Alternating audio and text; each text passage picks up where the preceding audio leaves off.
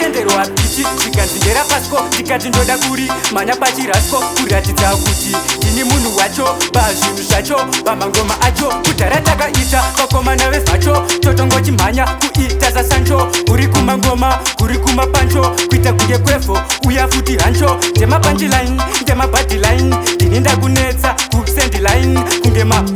patachiline kozi ndovadhaka kutopfura wine ndakuda kuputika kunge landmine panotochiziva ndenge ndiri fine ndenge ndichipisa kutopfura ain ndini ndakiwa futi kumarain chero ukanditsvaka kuri kuma9 unongondiona ndichibuda shine ndovapa chiedza kunge sunshine vana chiedza pavanetine wangu inini ndiri versatile kunge mbidati ndiri reptile biti ndori mhanya kunge freestyle kozi zvinoitika once in a while dai wangobvunza mupana wangu kayu anokuudza kuti ndine new hairstyle ndakuda upenyu kutsva boys ndakuda new lifestyle nhasi ndamitswa namukoma jeki ndauya nemapushi handina mateki ndagara ndavaudza am proud to be blacky saka uchiona handiziwe feki toda kungobhiga mupana wangu scoti ndiye anomhanya ngoma kuti zviri hoti anotoflota pabhiti serimoti anotovadhaka kuita semakoti papi ndakatipa aiwa boys handibve kukaripa vanotochiziva handisi mchipa saka uchiona ndakamecha seatita wachano dai wangodeta